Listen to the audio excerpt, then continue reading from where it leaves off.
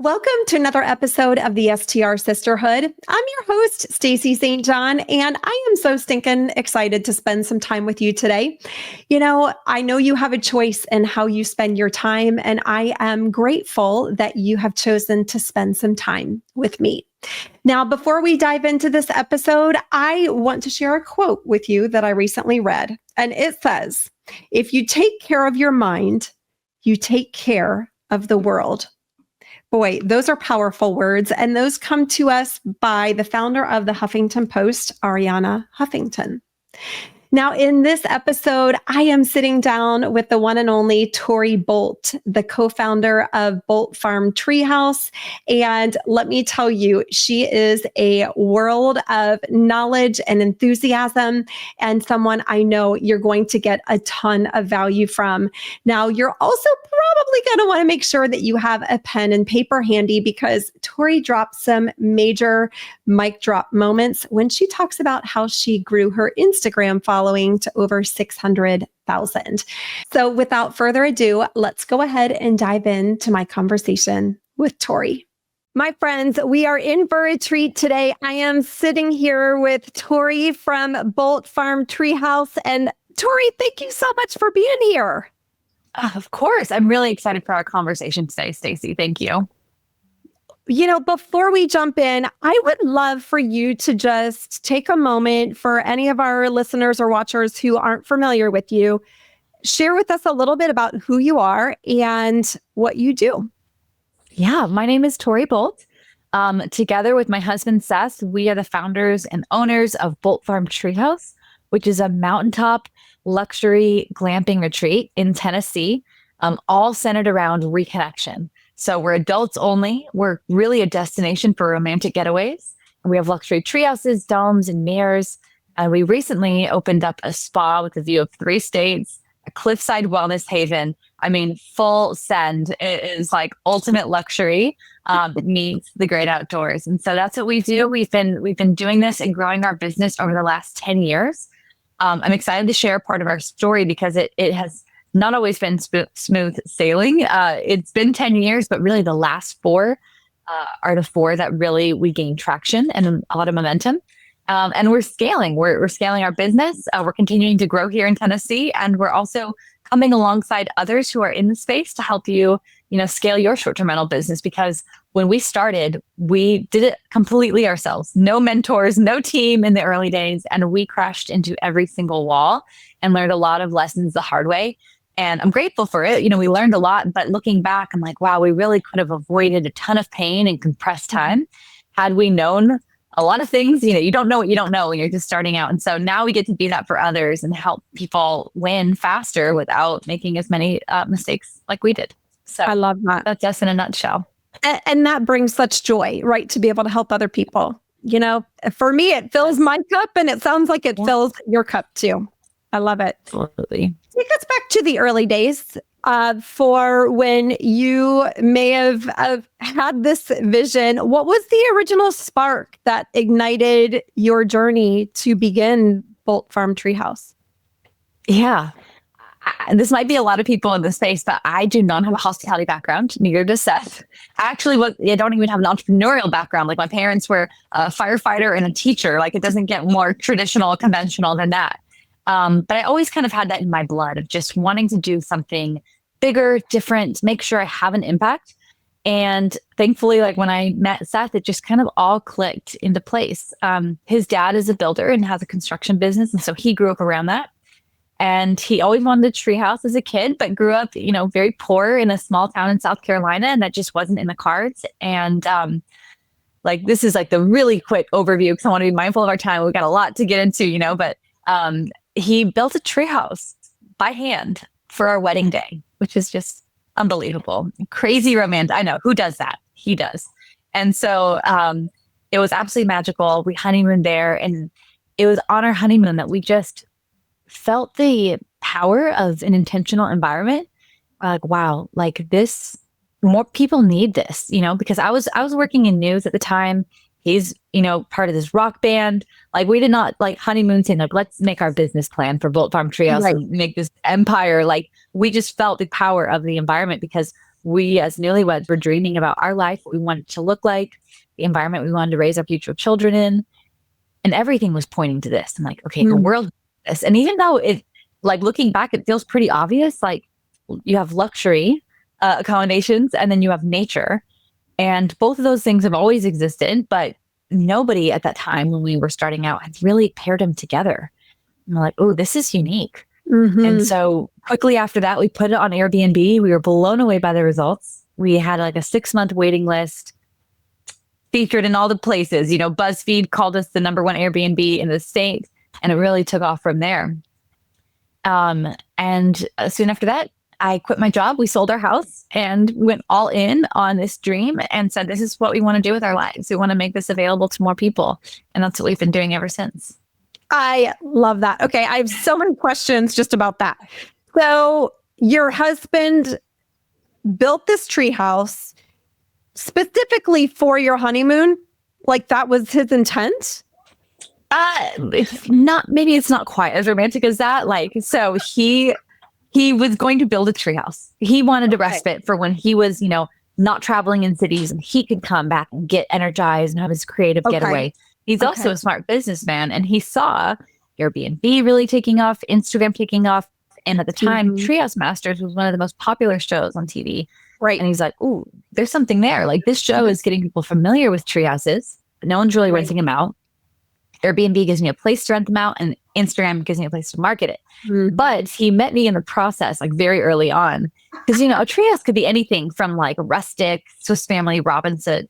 Right. Am I saying that right? Yeah. To like, the penthouse suite, which is what we have now. And to give you like a taste of it, because it's really hard to describe in words. You're better off just like looking at like videos on our Instagram page. But like heated marble floors, if that tells you anything. Okay. That's the level of luxury we're going for. He met me in the process, and, he says, inspired by love, he wanted to make it a romantic, luxurious Victorian treehouse getaway. And that's what he did. He leveled it up and spent probably way too much money on like a hand-carved bed and all the right things to just make it so dreamy. And so love inspired it to become a honeymoon treehouse, which is what we build today. So. Okay. That is so cool. I also want to ask you, you mentioned about the power of environment, right? Around being in a space where you are focused on energy, on connection. Talk to us a little bit about what that feels like when you're experiencing it. Because for some people who may not have ever experienced it, they might be thinking, well, what's that really like anyway? Talk to us a little bit about what that feels like. Yeah, I will. And out of curiosity, like, have you felt yourself in the state of flow? Like when you're working, you're doing something creative. Right. Okay. Flow. Not everyone has or even knows how to put words around it, but the flow state is very interesting. And it is truly like time stands still and you're just your best self doing your best work. Like you're in the zone and you don't know if it was 10 minutes or 6 hours, you're just in it. And so we wanted to kind of recreate that for people. And it's like basically trying to quiet the busyness of life, helping you disconnect so that you can be really, really present. So what does that look like? The very first didn't have Wi-Fi. Like flash forward to Tennessee today, we actually have very, very fast Wi-Fi, and some people work remotely from here, but we still encourage you to put your phone down. But it's like, hey, there's a little box, put your phone in that. Like be present. There's all these like little timeless things where if you weren't looking on your phone, you don't know what year it is. Like there's a record player, you're grinding your coffee beans with a hand grinder. There's a therapeutic coloring book and a guest book with a feather pen. It's like, what year is this? Where am I? Like time to stand still. And it also, I love the treehouse envelope because it kind of, brings you back to childhood. It brings you your inner child where you're just carefree and you're barefoot and you're dancing and you're outside. And, we have a pizza experience that a lot of our guests do. And you're kneading your own dough and decorating a pizza. I mean, it's a pepperoni pizza. It's pretty simple, but like it gets you just like in the moment. You're thinking about eating your dough instead of like, how is my Instagram post performing or what are all these other things? It helps you kind of quiet your mind and really be present. And so we've like very intentionally designed the treehouse with all of those things. And also spaces, like everything has seats for 2 people. A lot of times you'll go to like a big box hotel room and there's like one chair or one thing here. And it wasn't designed for 2, but that's, everything we did is around couples. And so, from what we experience, what a lot of our guests say, it's just like, you thought of everything. It's like all the little small details that like a hand grinder coffee maker on its own doesn't sound like crazy wow worthy, but when you add all these things up, it really just kind of creates this like other reality. It's like very like fairy tale-ish. Yeah. I also want to say kudos to you, girlfriend, for going the adults only route, because as an adult with adult children, I really appreciate and value not being around kids when I travel. Now, I'm saying this with all the love in the world. I love kids. I don't have anything against kids. It's not that. It's just, I really enjoy quiet, right? Yeah. In fact, my husband and I always joke about the fact that when we first had kids, we would go out for date night and we would just be silent in the car. Like we wouldn't even talk. And we're like, wait a minute, do you hear that? Nothing. Right. So nice. I hear you. So I just want to say congrats for going the adults only route, because it's a route that not many people have gone, unless you're in the Caribbean at a large resort. You know, for a place like yours, I think it's probably one of the things that people appreciate a lot, that you offer. Have you gotten feedback about that?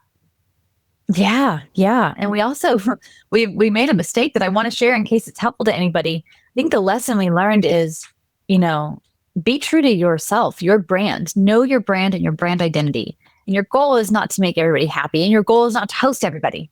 Because if you were, you'd be trying to like cheapen your rates and be able to host people whose budget is like $75 a night. And that's not like, that's just not us, We're not the place where you bring your kids or your dogs and all the things. And, we started out with our honeymoon. It was for our romantic getaway. And we were adults only at the first treehouse, just because like, also that treehouse has like a suspension bridge and all these things and the antiques, and it just didn't feel child friendly.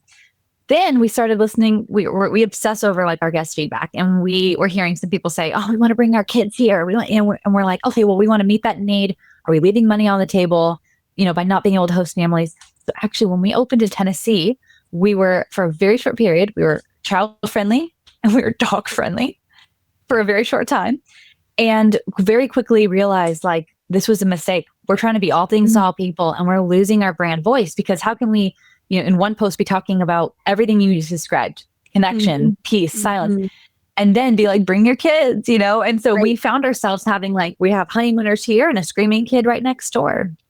And moms who brought their kids were not able to relax because we're a mountaintop cliffside property. Like that's not really, it doesn't make sense. And even with the dogs too, and I love animals, but they're walking on the trails, and then you come into these luxurious whatever, and makes it really hard for the team to clean. And we're just like, what? Like, we love families, we love pets, but we just need to send them somewhere else. It's not. And so after about maybe 6 or 8 months of doing that, we reeled it back in. We said, no, this is who we are. This is, and the feedback has been overwhelmingly positive, because like you just described, people who have kids, they're wanting to kind of get away from them here. And like they want that peace, and so, yeah, I think the lesson that learned is just like, know who your brand is and stay true to that, and be laser focused. And riches are in the niches, and be unapologetically you, right? There is absolutely nothing wrong with being a family friendly location. If that is unapologetically you, go for it. If you want to be adults only, do it and don't apologize, right? And to your 100%. point, the riches are in the niches. No doubt about it. I love it. I want to ask you about how you split up roles and responsibilities, because you do this with your hubby. I want to understand, what has that looked like for you, and how do you define who does what? Yeah, I'm smiling thinking about the early days and how we had no delineation, and it was horrible. And if anyone who's listening works with your spouse, major kudos. I heard it said that if you're married and you run a business with your partner, like your marriage counts in dog years. So 1 year counts for 7. So we've been married, 49 years. It's great. You just get really close because you do everything together. And you age so beautifully. I know, right? Thank you. But yeah, I think, it will look different for everybody. For us, we're very similar in a lot of ways, but we're also very different. Seth is all gas. I'm brakes. He's a visionary dreamer. So he'll say, I'm the head, he's the heart. And so what that looks like is he'll have this great vision, and he dreams it all up, like the wellness haven. I remember when he first conceptualized that years ago, and I was like, this is insane. I don't know if it's possible, but let's try to make it happen. And same with like even the interior design. I get complimented all the time for how good I am at interior design. And I'm like, oh no, I didn't do any of that. Like that is my husband. But he's wired that way. It's creative, dreamer. And then I am very like, I used to be a news producer, so I know how to get stuff done, tight deadlines, budgets. And thankfully, we've really built an incredible team around us of people who are just experts in their lane, and they've really come alongside us to help. But basically, we've got three kind of realms of the business. We've got Propco, Branco, and Opsco. So Propco is our construction and development leg. We do everything in-house.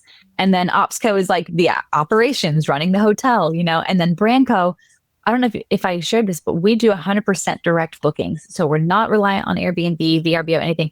And so that means that we have to have a, sales and marketing engine in-house. And so that's a whole beast.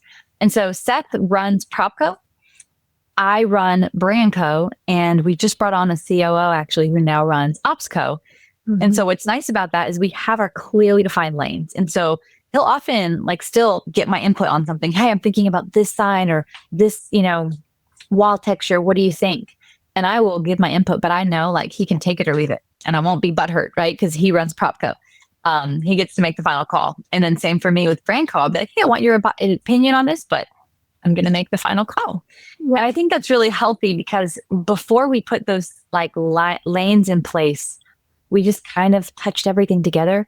And I learned this the hard way. Your employees do not want to have two bosses. They don't want to answer to both of you. They can easily feel ganged up on. Like you want to have one person who reports to everyone or to each person. And then also like Seth, often we would do this formula that we call 10-80-10. And I love this for delegation, whether you do it with your spouse or an assistant.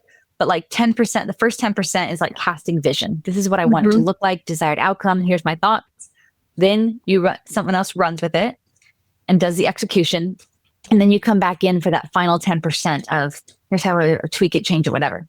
But the problem is that early on, Seth would be the 10 and I'd be the 80. So 10-80-10. And then I would just get so annoyed that he would always be changing my work and all this stuff. I'm like, you get the fun part, you just get to like make tweaks to my work. Yeah. I got old. I was like, I'm over this. We need to restructure this. That's so funny. That's so funny. My dad had this joke years ago that my parents had been married for like 40 years. And he's like, in the last 40 years, well, your mom and I decided that I would make all the big decisions and she would make all the little decisions. And wouldn't you know, after 40 years, we've had no big decisions at all. But you do have to not only delineate the work, but the decision making.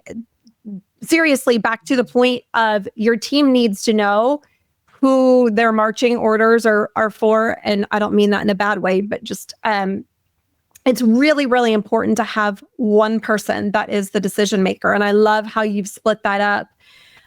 I want to come back to the 10-80-10. I love that approach as well.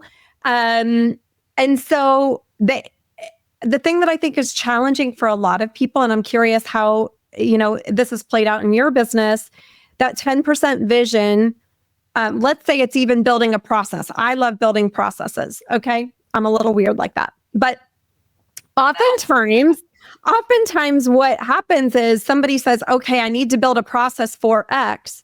And then they do all the work to build the process, where if we can have our team members actually build the process, the 80%, and then come back to us with, here's the process that we've outlined. What are your thoughts, right? Delegating that 80% is so incredibly important, but it's very difficult for a lot of people. How have you and Seth been able to delegate work to your team, or has it just come naturally for you?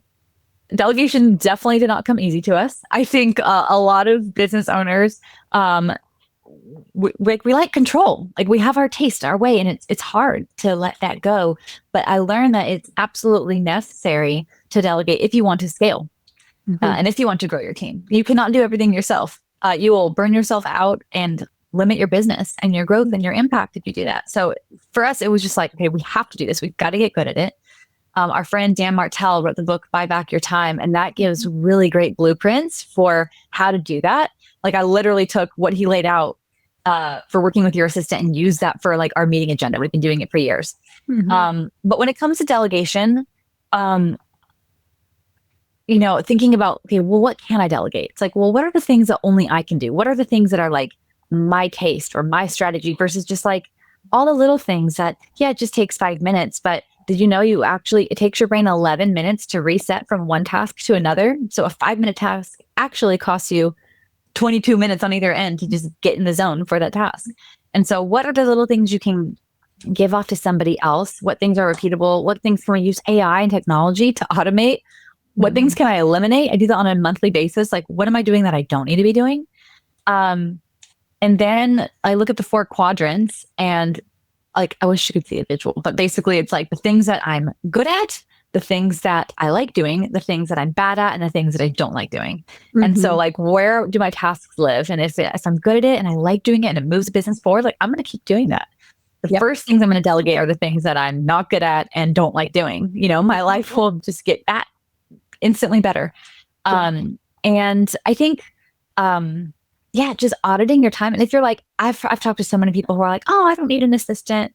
And then I'm like, okay, tell me about your day. Like, show me your calendar. Give me a time study. I'm like, yeah, you still think you need an assistant? Like, it is in there, And so we really started building our team as soon as we opened our Tennessee property, because we started with 10 units. Yeah. We're now at 24. And we just, leaned into that and haven't looked back, because we're like, okay, like there's no way we can do this alone. We want a team around us. And so now the goal is that we really spend our time in coaching and leading our team, developing people so that they know that they're going to grow as an individual from working at Bolt Farm. And then brands, because that's something that only we can do, telling our story, having conversations like this right now, going out and expanding, the brand's presence. And so now I'm like, I love delegating, and trust me, it was not easy at first. And still to this day, there's moments where I'm like, I want to get in there, it's hard. But like when you see that you get, your time back and you can work on more high leverage, high level activities, like that's enough motivation for me. Amen. Amen to that. Amen to that. I want to go back to something you said a few moments ago, that you are 100% direct booking. Now, I think for most people in short-term rentals, this is the pipe dream, right? This is the, oh my gosh, how did Tori do that? So first, I want to ask you about the decision behind that. I'm imagining that, perhaps that was a consideration. Do we want to be on the OTAs? Do we want to only be direct? How did you come to the decision of only being a direct option? Yeah. Okay, I'm going to give you the unfiltered kind of spicy take, if that's all right, because like there is nothing wrong with being on the OTAs, Airbnb, VRBO. It's a great, especially when you're starting out, it's a great way to acquire new customers and get the word out, right?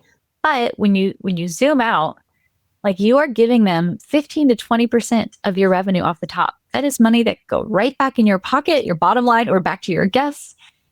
You're very limited in how you can communicate with your guests, so like you can't send links or numbers and whatever early on. And then your entire conversation, at least this was the case last time I was on the platform. It's been a while. They could have made changes, right? But on Airbnb, it would disappear after a year.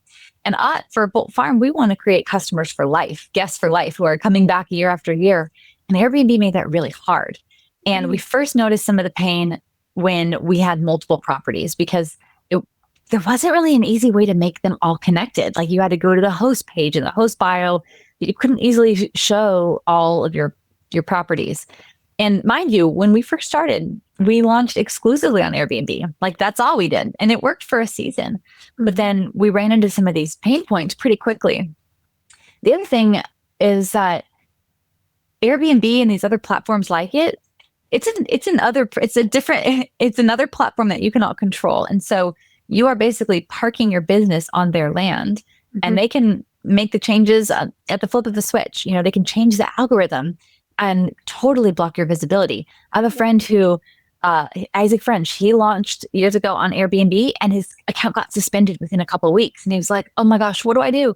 And customer support's a nightmare. So all that to say, it's not the enemy, but if you are going to use it, I would strongly encourage you to start building out the direct bookings. I'm happy to talk through like how we got started, but you want to diversify so that if it were to get shut down, if the algorithm were to change, your business doesn't go away. Yeah. And I would say same applies to marketing channels. Like if you only have one way of marketing, if you're only on one social platform and that were to go away, what happens then?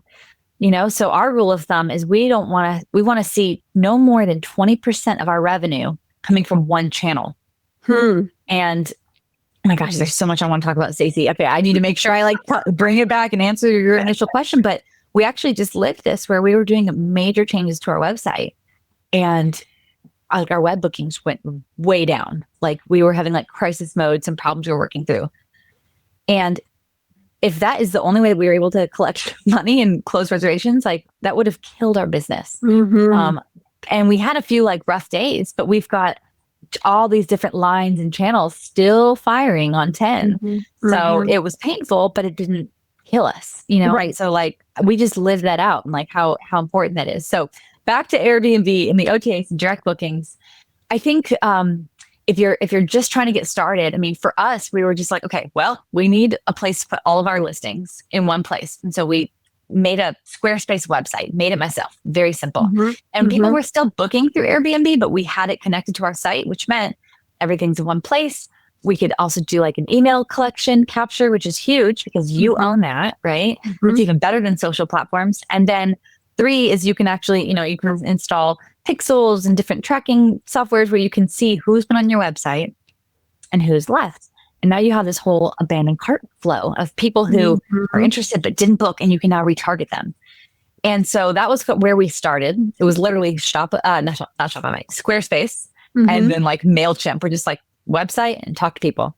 Yep. And then when people would book with us on Airbnb, we would thank them for the review, and we'd say, hey, do you mind just copying and pasting what you wrote and putting it here on Google or on Facebook or on TripAdvisor? You're starting to build that up because, right, I think the reason people book on Airbnb instead of a website is because they don't know your brand. They don't trust you. They want to know, hey, if this is a scam, Airbnb is going to get my money back for me. Right. But as soon as you can build trust, you can get people to go direct and just highlight the reasons why they should go direct. They're going to save money on the fees. They're not going to have to wait for Airbnb's customer support. They can talk to you 24/7, all these little things. Best rates, by booking through you. So we'd have them copy over the reviews. And then when we would invite them to rebook with us, it'd be okay, well, rebook with us directly, here, let's do that. So that's an easy way you can take what you are working with and then just kind of transition people over and think about incentives and ways that you can just make that a no-brainer for them. And then as you, really get out there, if you're posting on social, put your website in, drive to your website with your bio, your stories and all that. And just kind of, for us, it was like a crossfade.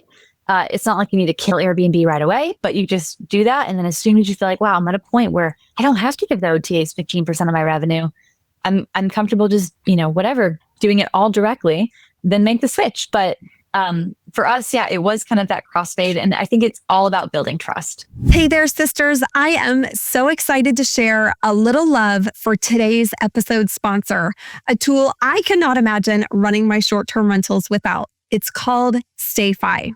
StayFi is a marketing powerhouse built just for vacation rental owners like us. It helps you collect data from every single guest who stays in your property, not just the one who made the booking. Here's how. StayFi lets you create a custom branded Wi-Fi splash page, kind of like what you see at your favorite coffee shop. Every guest enters their info to get online, which means you capture names, emails, and phone numbers from everybody who walks through your door. And the best part, with StayFi's built-in email and text tools, you can send beautiful, personalized messages in just seconds. That means more repeat guests, more direct bookings, and more control over your business. If you want to give it a try, and I highly recommend you do, head over to stayfi.com /STR Sisterhood and use the code Sisterhood to get 50% off your first 3 months. This is the kind of tool that helps you grow smarter, and you, my friend, deserve that. Yeah. So good. So good. That's amazing. I'm curious too, for you and where you are today, what are the channels that seem to drive the biggest amount of results when it comes to bookings for Bolt Farm? So for us, our biggest customer acquisition channel is Instagram. And the team was actually just celebrating. We just crossed the 600,000 follower milestone, which was like huge. I can't believe it's grown to what it is today. It's big for us because it's really the top of funnel. It's awareness. Someone's not going to necessarily follow us and book immediately, but they're in our ecosystem now. They see a few reels, they come to our website, they join our email list. So, but I will say, if you're just like zooming out, which channel is the biggest? Instagram organic, number one. Now, I have to dig here because I'm sure that a lot of people are like, holy moly, if I could get 600,000 followers, what is the secret sauce, Tori? How did you do it? What have you noticed to, again, make the biggest impact with driving that growth on Instagram? Yeah. Okay. So there's no like easy answer here. But I will give you 3 nuggets because the true answer is like a lot of hard work and consistency. But there's 3 things that I think we did really well. And if you can apply this, I think you will see results if you stick with it for at least 100 days. One is just consistency, consistently showing up, talking to your people, and not being self-absorbed, because it's like, what's in it for them? How are you adding value to them? So like, yes, share about you and your story like that. That's meaningful. That's how you connect. But also like, just think of, I always ask myself before any post, I'm like, who cares? Or so what? How am I adding value? And definitely add way more value than the number of asks that you're making. The second thing I would say is influencers. And we have a pretty strong influencer strategy, I would say. And like now with 24 units, our goal is to host 1 a week, which is a lot. Some hosts might be hearing that being like, gasp, that's a lot of nights to give away. Now, you don't have to do that when you're starting out. Like we started out with doing like 1 a quarter and then 1 a month. But if you can, and it's not just about hosting any influencer, it's the right influencer whose audience is truly engaged and going to care and they want to visit your place. And it's crazy. Like I would say when it comes to influencers, size does not always matter. It's so true. We've hosted people with millions of followers who were on like The Bachelor or something like that. And guess what? None of their people booked. They just didn't. It was not an aligned audience. Then we host a Levi Kelly, who's massive on YouTube. But if we're just talking about Instagram, I think he's got like, I'm probably wrong here, less than 200,000 followers. Maybe even less than 100, honestly. Number one, most conversions, meaning people who saw his stuff booked by a mile, because it's the quality of his following. So strong influencer game, focusing on quality. There's the consistency. And the third thing is experimentation. Experiment, and test, because the algorithm changes all the time. I would say even like every 3 days, there's going to be a change. And so what you did a month ago won't work now. And so, you've got to be up on it. I say it's either you or the Gen Zer that you hired, to run it for you to see like what's working. And honestly, I'm going to give away like one of our like little secrets to some of our viral videos. Is like, once you find what works, you just do more of that. I kid you not. Do more of that. There was a post. We honestly probably posted this 4 times, making very, very small tweaks over the last 18 months. You might have seen it. It's the reel where it starts with like the Google Maps Earth, right? And it's like, why would anyone want to come to Tennessee or Whitwell, Tennessee, whatever? And it zooms in and then boom, it shows you the property and all these beauty shots, and it's really engaging and it, and it just took off. And we're like, oh my gosh, this is amazing. We tried all these other different things. It didn't work. We're like, let's just do this again. We did different text, different song, same thing. Guess what?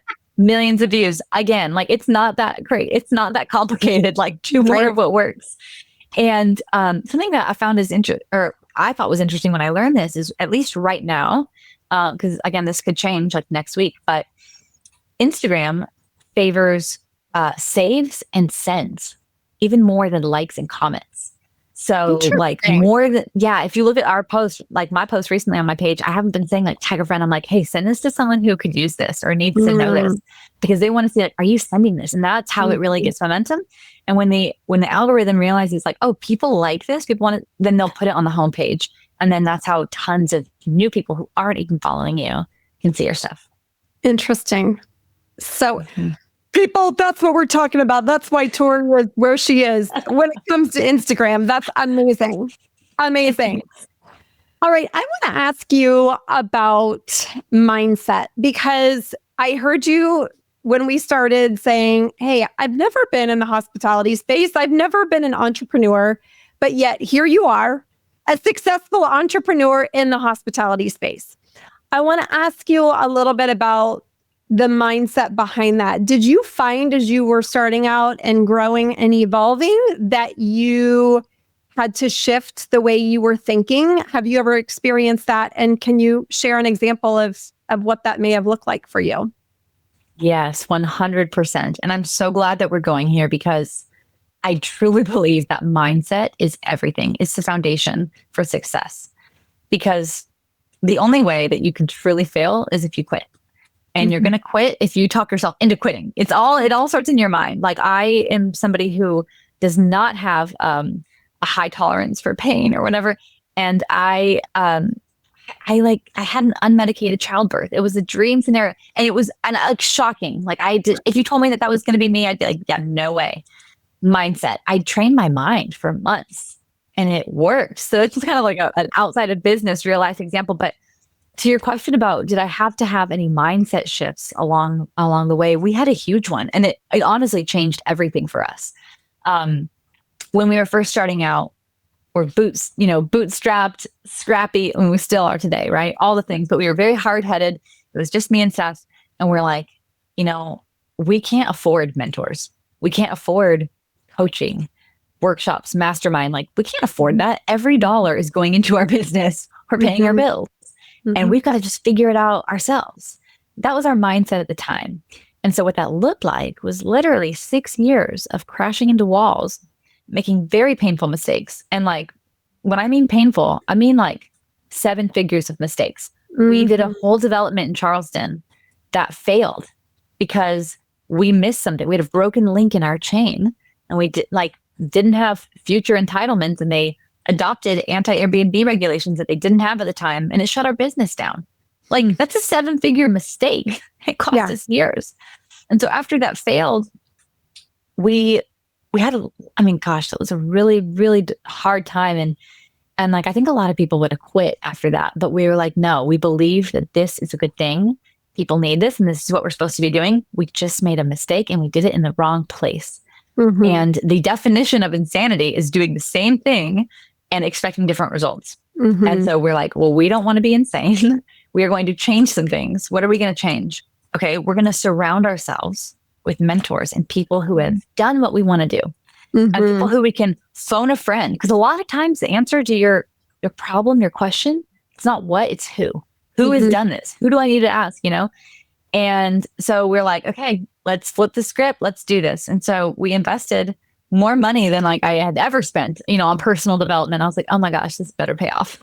How do I know it's going to pay off? You don't know. But I can tell you, flash forward to today, and this number might be intimidating. This is not where we started, but we invest like $300,000 into coaches and mentors and all this, because we know it's worth it and it pays off, and it does. Like, just a couple months ago, we had a big decision to make, and we asked one of our mentors, and he's like, don't do that. Like, I tried that same thing. It didn't work. Here's why. And it saved me probably $70,000 in 5 months of pain, alone. But basically, surrounding yourself with mentors and experts who have been there, who can save you from that pain, that's everything. I mean, you make that tenfold back, and it's a much more enjoyable experience. And so we had to have that mindset shift.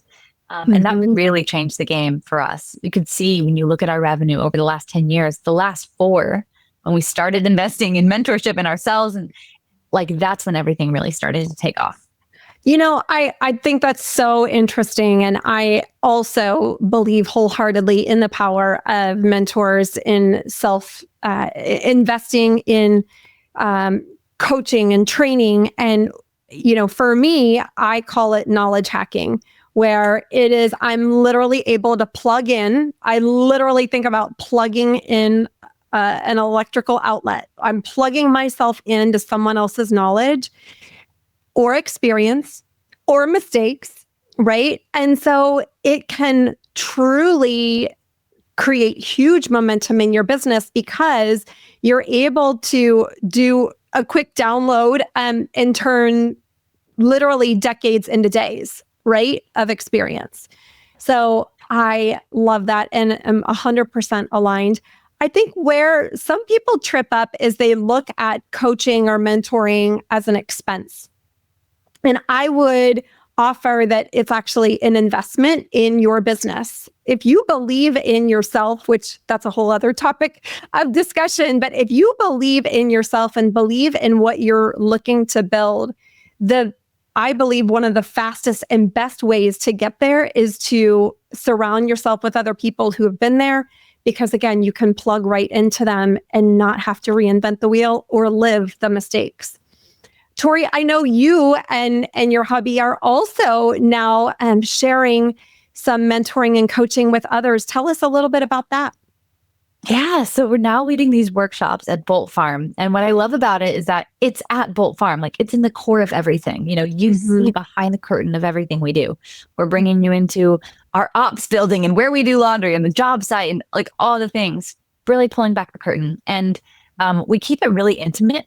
I think that's something that kind of is a different approach than most that I've seen, is like, we're talking like 15 businesses. That's it at a time, because we want to make sure that we're able to really go deep, be thorough, address your biggest constraints, you know, and then again, just be really intentional about who's in the room. We're really protective of that. Back to the power of environments and community. Like, this is also us building our community. And so it's just for people that, you know, want to scale their short-term rental business or get in the game and they need a roadmap and how to start. But you know, it's not for everybody. So we like literally qualify people to be like, okay, what are your problems? What are you trying to do? And like, can we truly help you? Okay, come out.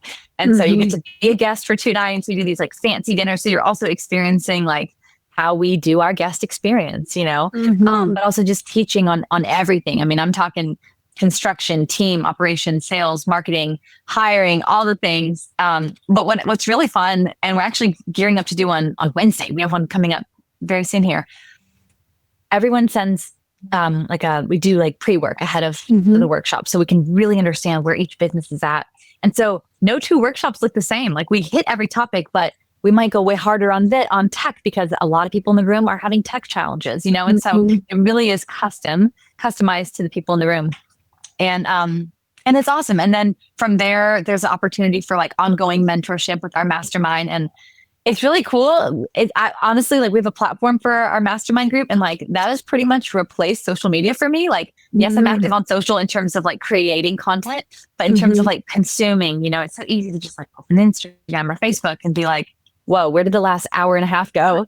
And now I've replaced it with this, where I'm like learning and celebrating and all these things. And it just feels like so life-giving, because like you said earlier, who you surround yourself with changes everything. And so anyways, we're building this community, and it's been really special. We just do a few each year because obviously our main thing is growing Bolt Farm. We're doubling our unit count in the next 18 months here. So like, we're still head down, really busy there, but it's been a beautiful thing. Yeah. That's so amazing. And I have learned this, and I'm sure you've experienced this too. Not only does it bring joy to help others in their journeys, but you end up learning alongside them, right? You learn from different experiences or conversations you're having with others. And again, I think that that's one of the biggest surprises for me personally, is how much joy and fulfillment I get out of helping others. And I'm excited for you and Seth to go down this path. Thank you. All right. I will move to the lightning round. Okay. And so what I'm going to ask you is to answer a few simple questions with the very first thing that comes to mind. First question is, where is your favorite place to vacation? I'm like trying to think. I love being a guest at Bolt Farm, but you still have owner brain that you got to like turn off. You know, you're like, oh my gosh.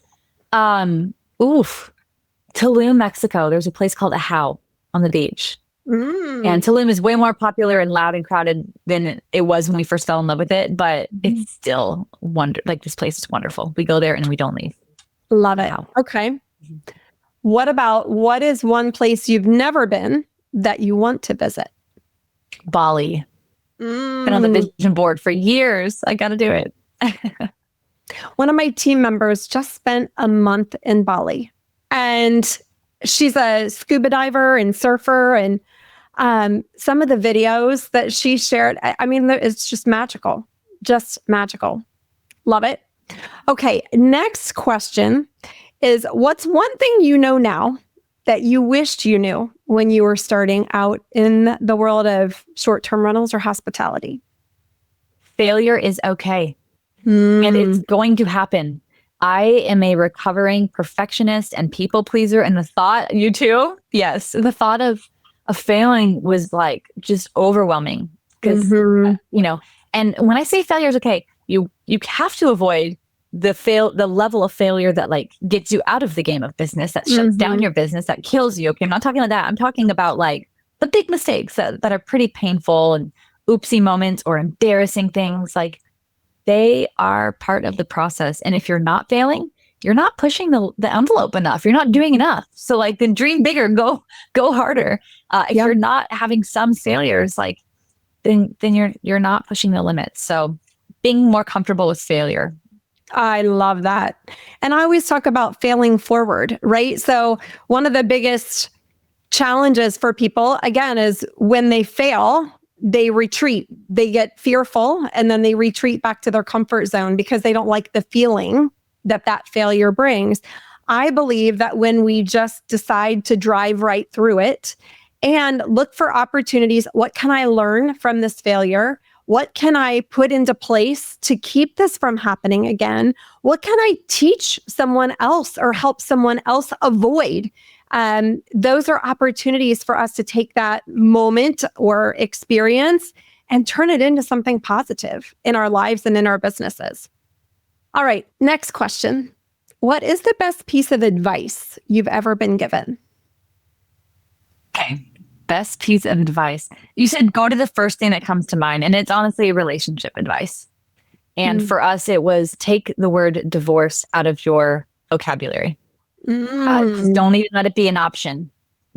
So as we were newlyweds, we're like making, I guess kind of, finding our things and our house rules. We're like, hey, divorce is not going to be a word that we ever say. And, coming up on 9 years later this month, being married and it has really served us well. That is so cool. I've actually never heard that, but my husband talks about that a lot. So, I mean, not divorce, but nice. So we've been married 30 years, and he often will have people ask him when I'm in his presence, like, what's the secret? Like, how do you stay married for that long? And he will say it in a different way, but you just have to be committed to ride it out. Like, it's not going to be easy all the time. And there are going to be times where you butt heads or you totally disagree or you might disappoint one another. Yep. But you have to be willing to push through it. Again, push through that uncomfortableness and drive forward and be committed. Committed that this marriage is working and it will work now and in the future. Yeah. That's so good. Yeah. The Bible says to don't let the sun go down in your anger. Like, don't go to bed angry. And so, we try to live that out. And so, Stacy, I've been awake for 9 years straight. Just kidding. No, just kidding. That's awesome. That's awesome. That's great. All right. Last question. What's one thing and or person that you're grateful for today? Oh, wow. I'm going to say Candy. She is a Dreamweaver on our team. If you've read the book Unreasonable Hospitality, you know what I'm talking about with Dreamweaver. If you don't, it's a great book. She's the guest experience magic maker. And this week she celebrates 4 years with Bolt Farm. Wow. And she is just, I know, I was just thinking about her and how we're going to make this really special. And she's just done so much for our guests, setting up proposals, engagement, all these things. And even for us personally, like she helped Seth, surprise me for my birthday with just this like over the top experience on on our rooftop deck over the wellness haven. Mm-hmm. And like she just has so much love for people and hospitality. And I'm so grateful that we get to work with her.